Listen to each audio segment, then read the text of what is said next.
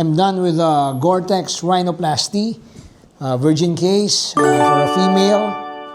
So I did tip-plasty, overhang correction, the ilar lift, no, for the columellar show. Ito po, may columellar show na siya. The tip, so tip-plasty, then the Gore-Tex.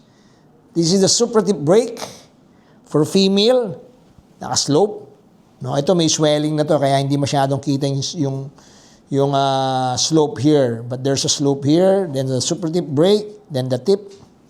I did an ilar trimming and the baba flap.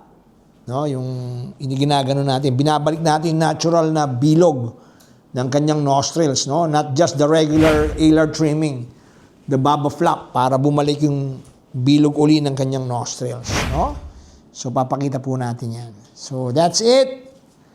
Another day, another surgery.